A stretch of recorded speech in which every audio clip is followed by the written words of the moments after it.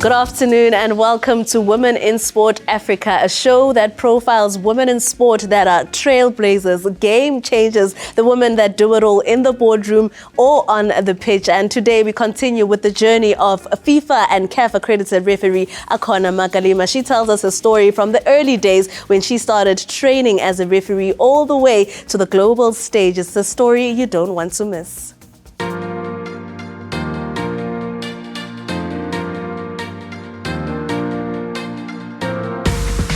Our guest today on Women in Sport Africa is FIFA-accredited referee Akhona Makalima. And in case you missed part one, we essentially started on her journey growing up in Ngamakwe and her influence being her grandfather who was a pastor and how it shaped her as a career as a female referee to the Akhona that we know today. So in continuing your story, Akhona, let's go to your journey into becoming a FIFA-accredited referee. So now you've done your first game. It's a Black Aces as well as Tucks, and I'm sure then more collabs started happening when it comes to refereeing. What steps are you taking to get to that FIFA space? So you don't take any steps to be a FIFA referee. Mm-hmm. It's the association that appoints you. It's the association that nominates you to be in the panel based on the performances that they would look at, based on the consistency that they would look at, and also based on how many games in the PSL, how many games in the PSL that you have done, are you performing well? And if ever you are performing well, then you get to be recommended into the international panel. And when you get into the international panel, then CAF chips in, and then you get to be trained by CAF, then you get to be trained by FIFA, and yeah. So we know now the reception when you started with your first game and the first couple of matches, but from us looking in, particularly on social media, because then that becomes the biggest window of where we get to see what people are thinking and their opinion. And I still to this day will see certain tweets that are harsher because Akhona was there as the referee. Do you feel like you are in a bigger microscope in comparison to your male counterparts, or are you finding that as the years go, it's become a lot better? I think the higher you go, right, the more details would count, right? And the higher you go, the more you get to be exposed. And also the more everything matters, right? And you know, some people, they don't even, they might not know the law, but the fact that there would be a woman, right? And the more you get to be experienced, the more you do tougher games, the more you do like bigger competitions. And when you do bigger games, bigger competitions, you are more exposed. Yes. So you just need to be ready, you know?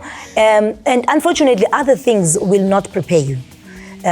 I don't think there's anybody who would ever be prepared for criticism. Nobody would ever be prepared for disrespect. Nobody would ever be prepared for when people are stripping your identity or when people are tarnishing your image. You can never be ready for that. But as long as you are anchored, as long as you know who you are and what you stand for, and as long as you are mentally strong to take on other things and take things that really matter. There are things that people would say on social media that to me, they do not even matter. And there are things that people would say on social media that I feel like this is the moment to educate people. There are things that people will say on social media that I feel like I need to correct you. And I remember there was a time where I was told that maybe you need to delete social media. I said, I'm not going to do that because we are all in different journeys. So if this is my journey, I'm going to walk in this journey. And if ever the cross is heavy, I'll put it down. And then I'll take a breather a little bit, and I will carry it because it is mine. So if people are going to talk like, you missed this, how can you miss a penalty? Penalties have been missed in the entire world. I'm not the first one to miss it. But what matters to me is that, why did you miss it? How did you get there? Right? How did you analyze this incident? For me, I don't care if you say I missed it. Yes, I did. But for me, it's a learning point to say, how did I do it? Right?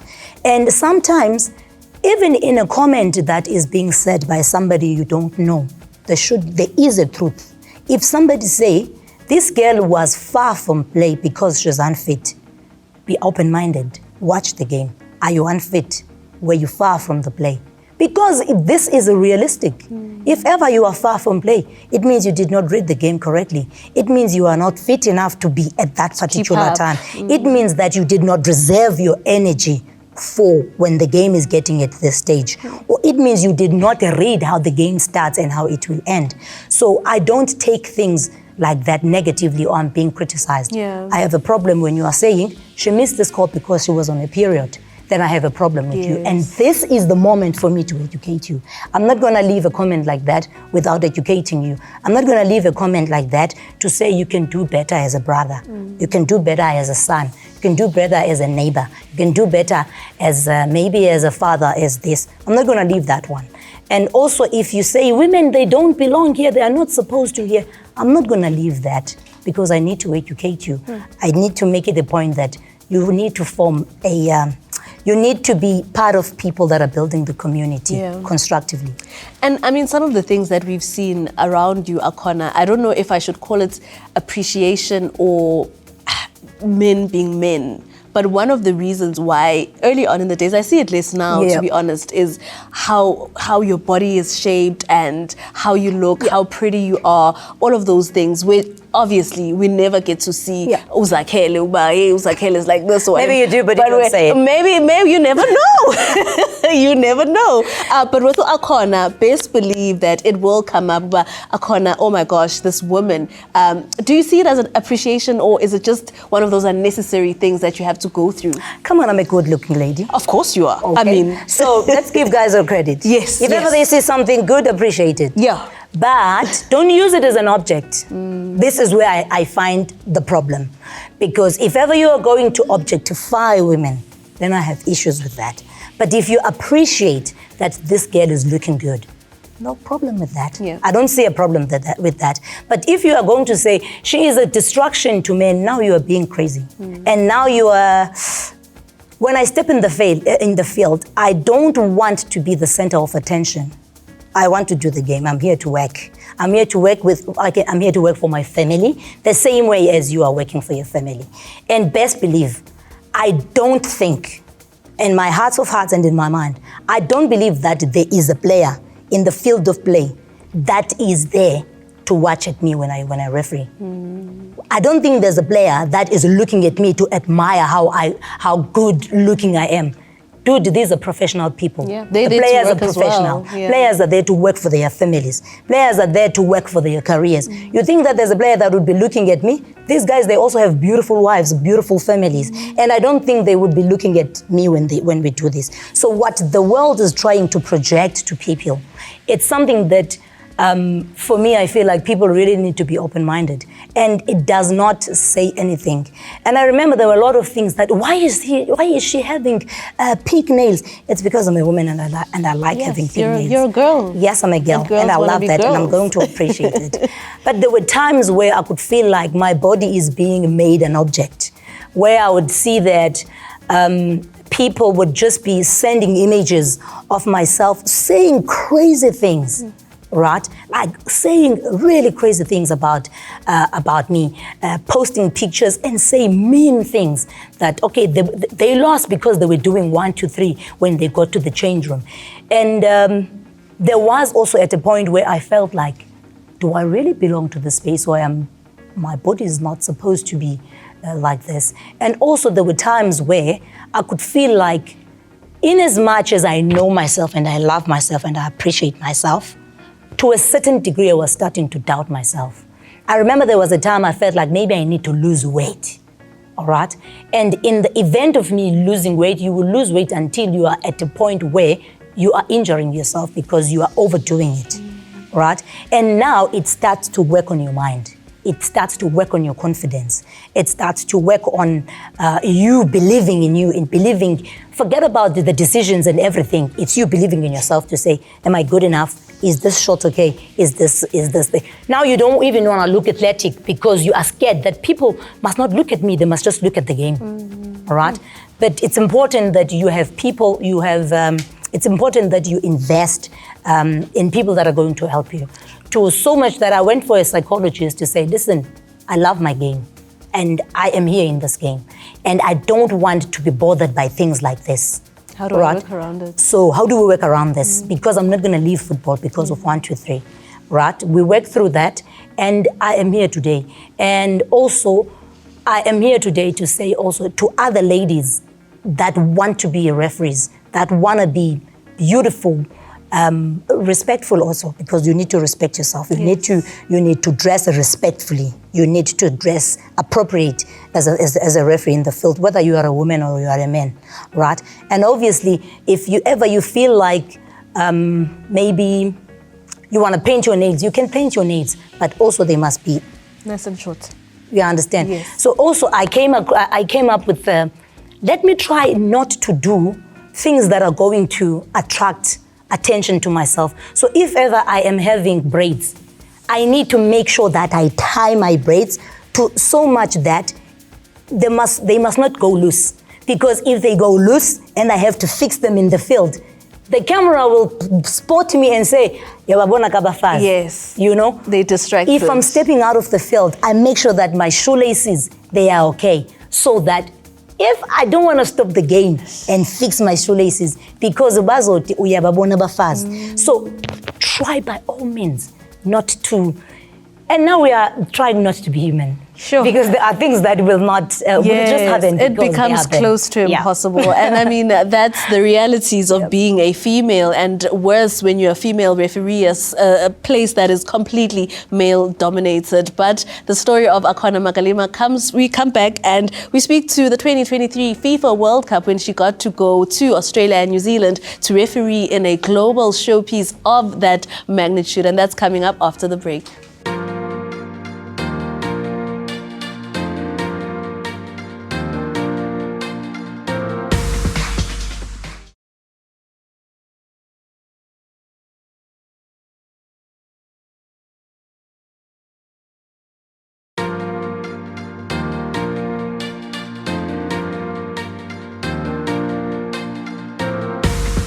And welcome back to Wiser with myself, Luna Bomiso, and our guest today is accredited FIFA referee Akhona Makalima. Akhona, 2023 comes and you get a major call-up to be one of the referees at the Women's World Cup in Australia and New Zealand, a tournament where Banyana also made history, making it to the quarterfinals. So how did it then feel? Was it like a big nod for you to receive that call-up by the world governing body of football? 100%, and oh my God, it was like a dream. I must be honest. And also,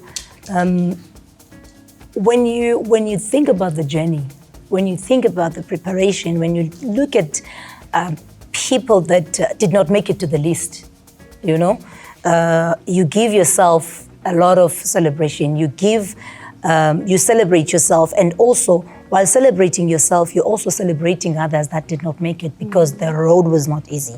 The road to the World Cup is not easy at all. It's a lonely road, you know. And I think I almost went to depression while I was preparing for the World Cup, because one of the things was that I don't want to be injured. I need to be careful. Number two, I don't want to. What if I get injured and then they take me out of the list? I need to make sure that I train. I need to make sure that I do this. And in the midst of that, you forget to celebrate, because you are scared of what if this happens, what if that happens. And obviously, there is no way that you can just relax and take it as if it's another day in the office when you are being called for a World Cup, because you want to go there and compete. You don't want to go there and fill in some seat just to say Akhona was present. So it was all of those things. But to represent my country at the World Cup, for me it was big. To represent my family. Every time when I look at my T-shirts with my last name written at the back, I always feel like, I have made it. I've made it for the South African Football Association because I receive a lot of support from the association. I need to be very honest. I received a lot of support from the guys. Victor Gomez, Zakele Suela, they supported me a lot because they've been there before. Yes. There would be times where I feel like I can't take this no more, and I would call Zakele and say, Zakele, how do you do this thing? The workload is just too much, all right? And when you have people like that, when you have brothers like that in the association or in the league, and also the way that all the other match officials supported me, it was amazing. Because one, when you are a World Cup referee in the preparation, everything matters. So I need to prepare my team because everybody that would be working with me, you have to work at the highest, like double the effort, because we are going to analyze your game with FIFA. Yes. Yes. So it was very difficult, but also very much fulfilling.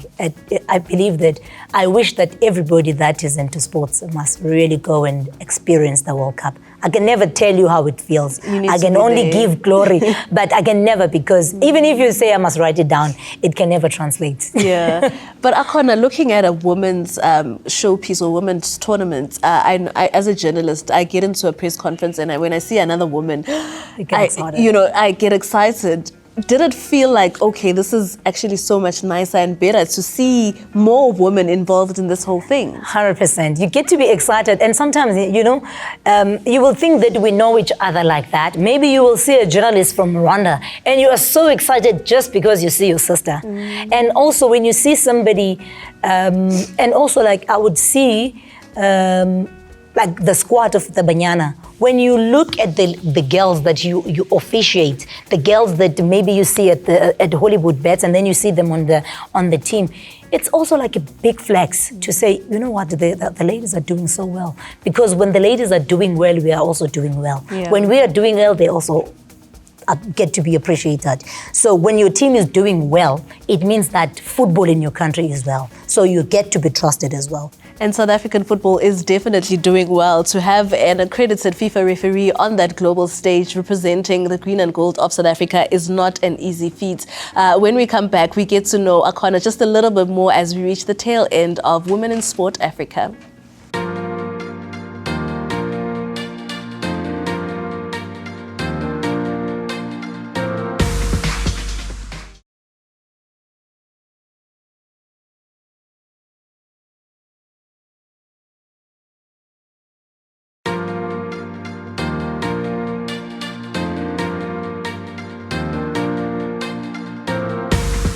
We've reached the tail end of Wiser Women in Sport Africa with our guest Akhona Makalima, who's refereed on the greatest of stages when it comes to the beautiful game of football. But Akhona, I want to talk to you about your foundation, the SheRef Foundation.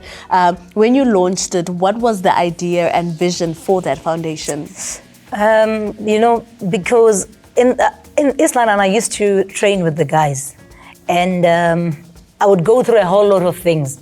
And I feel like there are things that I cannot share with them. Yes. There were times where I feel like, maybe I feel like a banana. You know when it's Women's Day and you feel like they need to understand you? I always feel like on Women's Day I feel like a banana because I don't like banana. Yeah. So I want to share with the sister that today I don't feel good. Or tell me, why are these guys behaving like this? Or listen, you cannot expect me to run like this. Because you are a man, or maybe you can be, And also there are challenges that we are facing as women. And for them, they will feel like we are being soft, And there are times where I feel like I was saying, that they will feel that I am extra because I am different, And if ever I was not strong, I could have left football even before I went to the NFT, yes.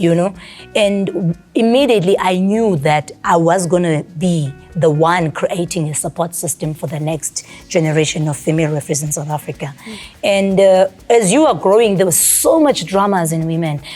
Sometimes we as ladies, we have unnecessary dramas that just show up. You don't know why. So I knew that in the South African football, I am going to the women, that is going to stop drama. There is not going to be drama where I walk. There is not going to be negativity where I walk. And there is always going to be professionalism where I walk.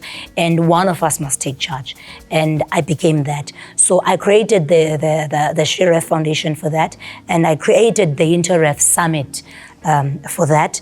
And in the InterRef Summit, we talk about the qualities of a professional referee, the qualities of a top referee, and what do you need to do. And before we start to dive into anything, we talk about come up with your own principles. What do you value? Before you can embody the values of SAFA and principles of SAFA, you need to have your own, because you can never fit into a glove if you do not have your own principles. And then we are talking also, guiding the girls about being the image of the game, because if you are a referee, you are an image of the game. And when you step out of the field, what image are you portraying? And also we talk more about the football understanding, modern football versus modern refereeing. Yes. So how do you keep yourself on top of the game? And also we talk about life after 90 minutes, and we have the diary of a referee. So life after 90 minutes speak about immediately when you blow your whistle, what else are you doing? What are the other skills that you are doing for yourself? And I've created life after 90 minutes, like way when I was still in East London. And the diary of a referee, I'm somebody who is really driven, and I'm somebody who believes in writing down what I want, and it comes to pass. So I'm teaching the girls also to say, you want to go to the World Cup? Well and good, write it down. And then tell us, how are you going to go? How are you going to make it a point that you go to the World Cup? Be realistic, because you're not just going to go to the World Cup without training, without knowing the laws, without knowing the statistics, without knowing the systems, and to know how the players play. Who are the troublemakers? Which team is doing this? Yes. So how are they playing? If you cannot know the systems of play, the trends and difficulties of football, you're not ready to be a referee. And looking at the future and the current state of refereeing in South Africa, I mean, we have the Hollywood-based Super League, and that's where we see a lot of these female referees that are coming up. Can you say that we're in a good space where that is concerned? 100%. I tell you now, because the ladies that you see there, they are very young. And you can see over there, an assistant is 19 years. You can see a referee over there is 21. You can see, I was not a referee when I was 20. I only started refereeing when I was 21. I think I was 22 or 23 when I started refereeing. At 19, 15, I did not even think about refereeing. So if ever now, with what SAFA is doing with the Hollywood bets, I can tell you, maybe on the third World Cup, 2020, after 2027, we can have a trio of referees going to the World Cup. I tell you now. We have the quality, we have those girls that can be trained, that can be positioned well to go to the World Cup. And other countries are going with their trios. So if ever we can start developing our trios now, and Hollywood bets, we have that. That's the and this is why I'm saying we need to thank the association and also Hollywood bets, because when you look at it now, even currently now, maybe if we can go to the competition that just ended, the CAF, we had the three over there of South African female match officials, a referee and 2 assistant referees. But I was only going alone. So it means we are doing something very progress. Good. Yes. Finally, Akhona, just your message. I mean, you have such an inspiring story and you continue to move in ways that are inspirational. Your message to these young girls that are coming up into this complicated space. My message would be to the upcoming ladies, or the next crop of referees that are coming up. Identify if you really want to be here. And if you want to be here, be realistic about everything. Stay in your discipline. Make it a point that you are the hardest working person in the house. And if you want to go to the World Cup, you have to be abnormal. Because going to the World Cup, not normal referees go to the World Cup. And also, you need to make it a point that you bring something special about yourself, because when you go to the World Cup, everybody can referee. Everybody understands the foul. But it's only being you that takes you to the next game and to the next appointment. And I always say, anything that you do, if you cannot do it for yourself, do it for your last name.